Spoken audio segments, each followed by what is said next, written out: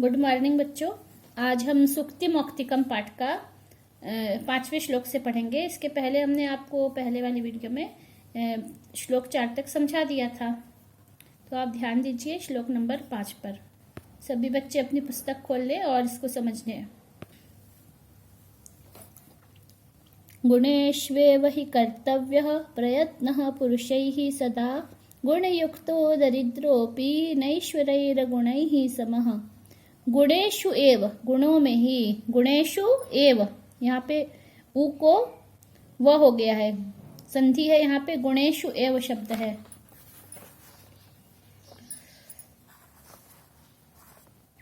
गुणेषु एव, गुणों में ही, यहाँ पे सप्तमी विभक्ति है गुणेषु, गुणों में ही, गुणों को प्राप्त करने के लिए ही। गुणेषु एव गुण स्वर संधि है इसमें।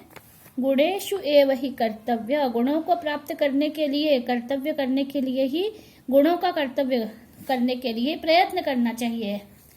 गुण मतलब हमारे कर्तव्य भी होते हैं, और गुण स्वभाव नहीं होता। गुणों को अर्जित कर सकते हैं, स्वभाव को अर्जित नहीं कर सकते हैं। स्वभाव नेचुरल होता है, लेकिन हम गुणों को अपने प्रयत्न पूर्वक कर्तव्य करके, अपने जो हमारे कार्य हैं उनको अच्छी तरह से करके गुणों को प्राप्त कर सकते हैं। तो व्यक्तियों को हमेशा अपने गुणों को प्राप्त करने के लिए प्रयत्न करना चाहिए। गुणों के लिए कर्तव्य करने के लिए, गुणों का कर्तव्य करना यानी गुणों की प्राप्ति करना। कर्तव्य यानी करना चाहिए। गुणेषु एव ही प्रयत्न कर्तव्य, गुणेषु को प्राप्त करने के लिए कर्तव्य करना चाहिए, प्रयत्न करना चाहिए। पुरुषै ही सदा, पुरुषों को हमेशा ही, सभी व्यक्तियों को गुणोषु एव, गुणों को प्राप्त करने के लिए प्रयत्न करना चाहिए। गुणयुक्तो दरिद्रो अपि, जो कोई व्यक्ति अगर दरिद्र भी है, दरिद्र अपि, दरिद्र होने पर भी यदि गुण से युक्त है तो भी नैश्वरैर अगुणैः समः, तो भी उसकी किसी अगुणैः, गुण से युक्त व्यक्ति जो है, अगुणी है, उसकी जो भले ही ऐश्वर्यशाली है, ईश्वरई है ना, ईश्वरई ही है, तो भले ही वो ईश्वर मतलब ऐश्वर्य संपन्न, उससे नहीं करना चाहिए समह, तुलना। दरिद्र गुणवान व्यक्ति की किसी धनी और गुणहीन व्यक्ति से भी तुलना नहीं की जा सकती। धनी गुणहीन व्यक्ति तो उसके सामने कुछ है ही नहीं। जो दरिद्र होने पर भी गुण से युक्त है वह ज्यादा अच्छा है। इसमें ये लिख लो आप लोग, दरिद्रो अपि, यहाँ पे पूर्व रूप संधि है, और न ईश्वरैहि, अगुणैहि, ये शब्द है यहाँ पे, नैश्वरैर अगुणैहि। इसमें 3 वर्ड है ये, नेश्वरैर गुणैहि, न ईश्वरैहि अगुणैहि समः। ये तीनों को मिलाकर के नैश्वरी बना है ना। अ के बाद में ई है, इन दोनों की संधि हो गई है। यहाँ पे गुण स्वर संधि हो गई है, और विसर्ग को र हो गया है। ठीक है, विसर्ग का हो गया है र। तो यहाँ पर इन दोनों के बीच में स्वर संधि है, गुण स्वर संधि, और इन दोनों के बीच में विसर्ग संधि है। इसको नोट कर लीजिए।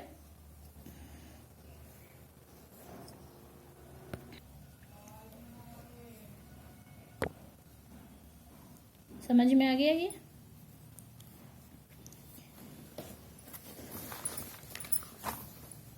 इसके आगे आरंभ गुर्वी क्षयणी क्रमेण लघ्वी पुरा वृद्धि मति च पश्चात जनस्य पूर्वार्थ परार्थ भिन्ना छाये व मैत्री खल सज्जना नाम। इसमें खल और सज्जन, दुष्ट और सज्जनों की मैत्री के बारे में बताया गया है, उसकी विशेषता बताई गई है। आरंभ गुर्वी, आरंभ में गुर्वी यानी बड़ी होती है। क्षयिणी क्रमेण, धीरे धीरे क्रम से क्षय होती रहती है।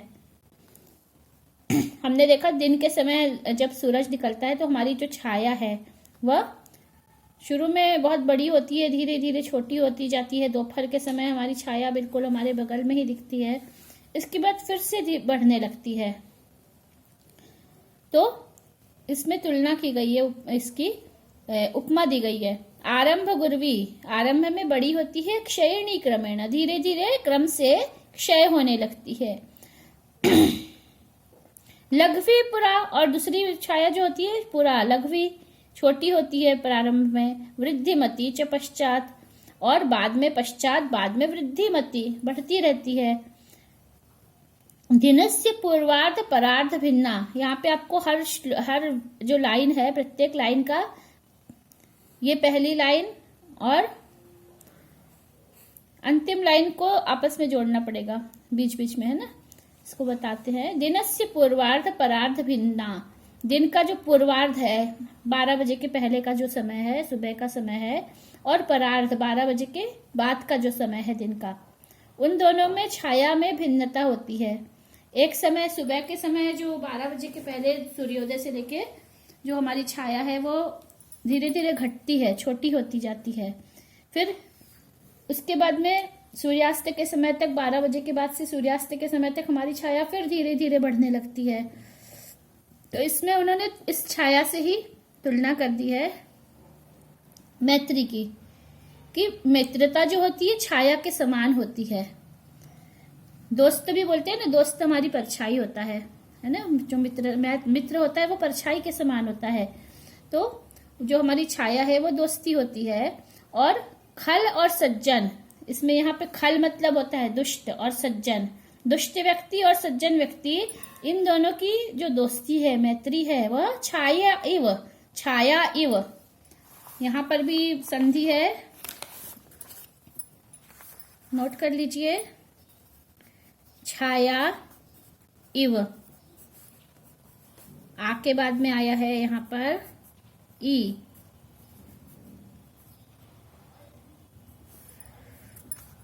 तो हो गया है ए, ठीक है, छाये वो हो गया है।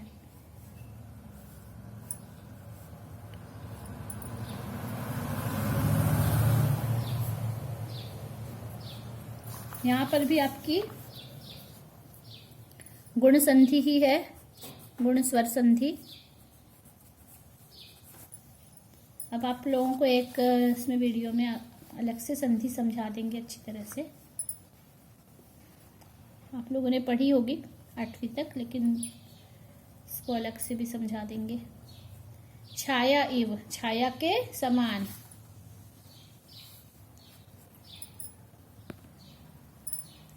खल और सज्जन दोनों की दोस्ती छाया के समान होती है। खल की दोस्ती कैसे होती है? आरंभ गुर्वी क्षयिणी क्रमेण, शुरू में तो बहुत अच्छी दोस्ती करते हैं, बहुत मीठी मीठी बातें करते हैं, लेकिन धीरे धीरे जब उनका मतलब निकल जाता है तो क्रम से धीरे धीरे उनकी दोस्ती, मित्रता घटने लगती है।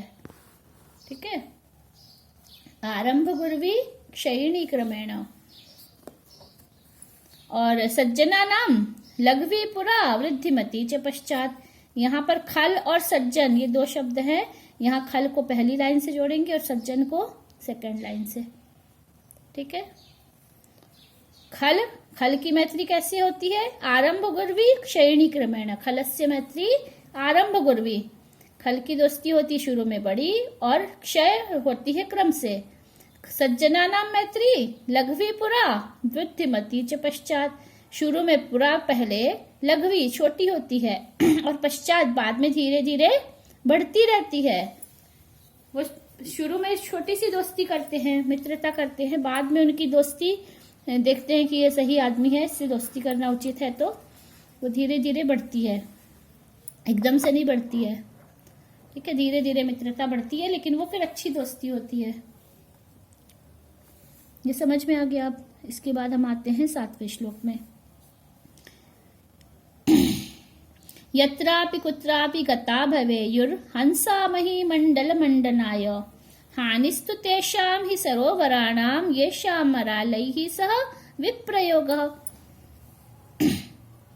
यत्रापि कुत्रापि गता भवेयुर, हंसा, हंस जो होते हैं मही, पृथ्वी के, पृथ्वी मंडल के मंडन को ही, सुंदरता को ही बढ़ाते हैं। जहां भी हंस जाते हैं, यत्रापि कुत्रापि, यत्र कुत्र, जहां कहीं भी, गता जाते हैं, भवेयु वहां पर होते हैं, क्या करते हैं, मही मंडल मंडनाय, पृथ्वी मंडल को मंडन ही करने वाले भवेयु होते हैं। हंसा, हंस लोग, वहां पे बहुवचन है हंसा, हंसा हंस, यत्रापि कुत्रापि गता, जहां कहीं भी जाते हैं, मही मंडल मंडनाय भवेयु, पृथ्वी मंडल को मंडित करने वाले, सुंदर करने वाले ही हो जाते हैं। पृथ्वी मंडल की शोभा बढ़ाते हैं, जहां भी जाते हैं, जिस स्थान पर जाते हैं वहां सुंदरता बढ़ाते हैं। और हानिस्तु तेषाम ही सरोवराणाम, लेकिन उन सरोवरों की हानि होती है, उन सरोवर की हानि होती है, येषाम मरालई ही सह विप्रयोग, मराल हंस का ही पर्यायवाची शब्द है, मरालई ही हंस ही, दोनों पर्यायवाची हैं। मराल मतलब भी हंस होता है, ठीक है। तो जिनका, ये शाम, जिनका, मरालई ही सह, हंसों के सह, साथ में, विप्रयोग, अलग होना, विप्रयोग होना यानी अलग होना, वियोग होता है। हानिस्तु तेषाम ही सरोवराणाम, अब यहाँ पे एक ये तुलना की गई है ना, कि अगर कहीं से कोई सज्जन व्यक्ति है, उसको किसी जगह से हटा दिया जाता है, या कहीं से किसी देश से चला जाता है। अब हमारे यहाँ तो, हमारे भारत देश में ये हो ही रहा है बहुत ज्यादा, कि जो योग्य व्यक्ति है उनको अच्छी यहाँ पर सुविधाएं नहीं मिलती, सैलरी कम है अपने यहाँ, अच्छे पैसे नहीं मिलते, वो बाहर विदेशों में जब चले जाते हैं तो उनको जो बहुत अच्छा पढ़ लेते हैं, योग्यता होती है, वहाँ योग्यता के आधार पर, वहाँ आरक्षण के आधार पर तो नौकरी मिलती नहीं है विदेशों में, जहाँ भी जाते हैं तो उनको अच्छी नौकरी वहाँ विदेशों में मिल जाती है, तो वो यहाँ से देश को छोड़ करके चले जाते हैं, है ना, अच्छी नौकरी के लिए, अच्छी प्राइवेट कंपनी में भी वहाँ अच्छे पैसे मिल जाते हैं। तो नुकसान किसका हो रहा है, सरोवर का, हमारे देश का, हमारे देश का सरोवर का ही नुकसान हो रहा है, जिसमें हंस चले जा रहे हैं, योग्य व्यक्ति बाहर चले जा रहे हैं, योग्य व्यक्ति का पलायन हो जाता है, देश छोड़ के बाहर जाते हैं, है ना। अपने देश में रहेंगे तो अपने देश में और अच्छा काम करेंगे, पर उनको यहाँ पर उनकी योग्यता का सम्मान नहीं है, उनको उतना मिलता नहीं है जितना बाहर मिल जाता है।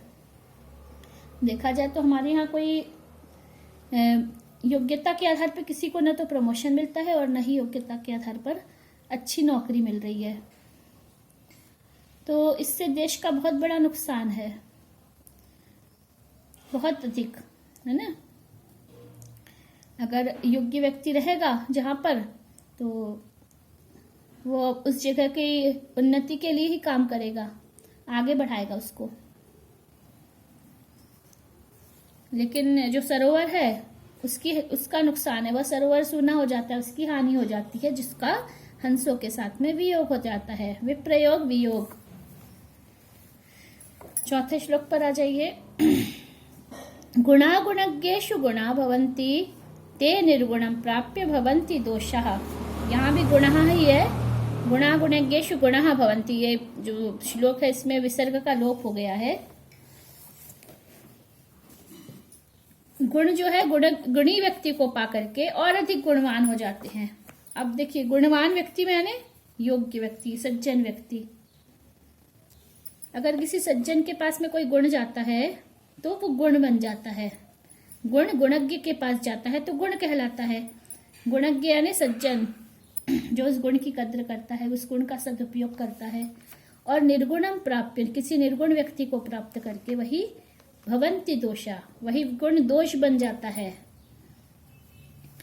जैसे आस्वाद्यतोयाः प्रवहन्ति नद्यः, नद्यः बहुवचन है नदी का, नदी शब्द रूप का बहुवचन है ना, नदी, नद्यौ, नद्यः, नदियों में प्रवहन्ति बहता है। कैसा, आस्वाद्यतोया, स्वादिष्ट पानी बहता रहता है। पानी तो एक ही है, वर्षा का पानी जब नदियों में जाता है तो मीठा हो जाता है, और वही पानी जब समुद्र में पहुंचता है, समुद्र मास्याद्य भवन्ति अपेयाः, भवन्ति अपेया, ई को यह हो गया है यहाँ पे, यहाँ भी संधि है। समुद्र में जाकर के वही पानी भवन्ति अपेयाः, इको हो गया है ई प्लस अ, इको हो गया है य। ठीक है, भवन्त्य पेयाः।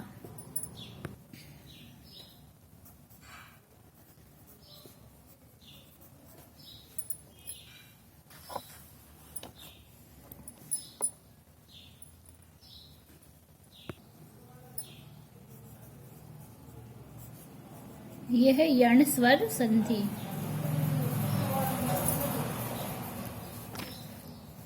यण स्वर संधि है ये, इसको नोट कर लीजिए।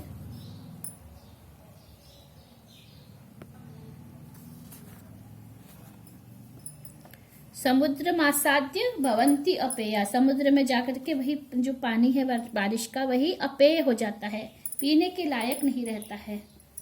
ठीक है, यहाँ पर कहा गया है कि जैसे गुण है वो गुणज्ञ के पास, किसी गुणवान व्यक्ति के पास जब जाते हैं तो गुण हो जाते हैं। अब यहाँ पे एक और उदाहरण हम दे सकते हैं कि जैसे शक्ति है किसी के पास, बहुत अधिक उसने ताकत हासिल कर ली है या बहुत अधिक धन हासिल कर लिया है, तो शक्ति तो चलो स्वभाव जो है उसका स्वभाव, अगर वो परोपकारी व्यक्ति है, गुणी व्यक्ति है, तो वह शक्तिवान है, शक्ति उसने प्राप्त कर ली है, ताकत है उसके पास या पैसा है, तो उससे वो क्या करेगा, दूसरों की मदद करेगा, कमजोरों की मदद करेगा।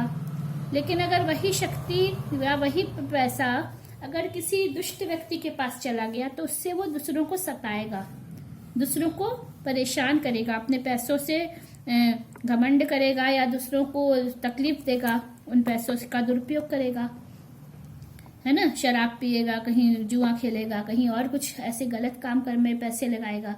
लेकिन वही अगर धन जो है अगर किसी गुणवान व्यक्ति के पास है तो वो उसको सदुपयोग करेगा, उसको अच्छे कार्यों में लगाएगा। ठीक है, तो ये गुणी और निर्गुणी दोनों के पास में सेम चीजें हैं। अगर उसके पास में बुद्धि है तो वो वैज्ञानिक है कोई बहुत बड़ा अच्छा, और उसके पास में बहुत अच्छे गुण है, तो वो उस विज्ञान का, उस चीजों का अच्छे कार्यों को बनाने में इस्तेमाल करेगा बुद्धि का। लेकिन अगर वही व्यक्ति अगर बुरा है तो वह उसको विनाश के कार्यों में इस्तेमाल करेगा। ठीक है, तो अब इसके मैंने ये लिख करके रखे हैं, इस पाठ के सारे जो संधि है इसको आप सारे नोट कर लीजिए अपनी कॉपी में सभी बच्चे।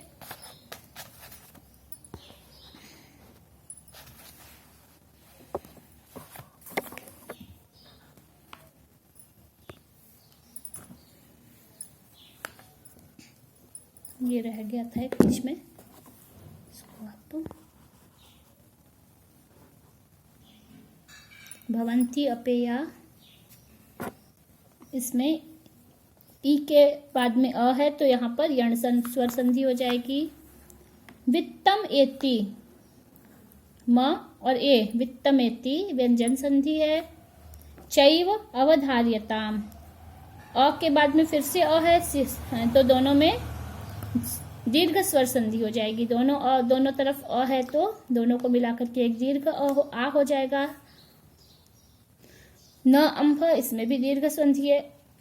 ध्यान रखिएगा दोनों तरफ समान स्वर हैं, मतलब अ के बाद में अ है, उ के बाद में उ है, छोटा बड़ा कुछ भी हो सकता है, बड़ी उ छोटी उ किसी के बाद में भी या पहले में सेम स्वर है, तो दोनों को मिलाकर के एक दीर्घ स्वर हो जाता है, इसको बोलते हैं दीर्घ स्वर संधि। गुणेषु एव, उ के बाद में ए है तो यहाँ पर यण स्वर संधि है। दरिद्रो अपि, अवग्रह हो गया है, इसको पूर्व रूप संधि बोलेंगे। न ईश्वरैहि, गुण स्वर संधि है। नेश्वरै, छाया एव, छायेव, गुण स्वर संधि। हंस, हंस का मतलब होता है मराल, मरालैहि और हंसैहि, यहाँ पर जो है ना तृतीया विभक्ति है और बहुवचन है हंसैहि, मरालैहि, हंसों के द्वारा, हंसों से। गुणज्ञ, गुणवान या सज्जन, और निर्गुण इसका विलोम शब्द है, गुणहीन। गुणज्ञ का विलोम है निर्गुणी। वित्तम, यहाँ पर भी आपका जो वित्तम एति और याति, एति और याति दोनों विलोम शब्द है। एति का विलोम है याति, एति याति च। एति आता है और ज्ञाति जाता है, पहले श्लोक में जो हमने पढ़ा था। फिर है वित्तात, तस्सिल प्रत्यय है वित्ततः। तस्सिल प्रत्यय का प्रयोग जो होता है पंचमी विभक्ति के स्थान पर होता है, ठीक है। यहाँ पे वृत्ततः में भी पंचमी विभक्ति है, तस्सिल प्रत्यय है। तो आप इस श्लोक को, इसको अच्छी तरह से समझ लीजिए, पाठ को, पूरे सभी श्लोकों को, और अगले वीडियो में आपको इसके प्रश्न उत्तर करवा देंगे, ठीक है। और जो भी दिक्कत आएगी आप मुझे मैसेज में पूछिए।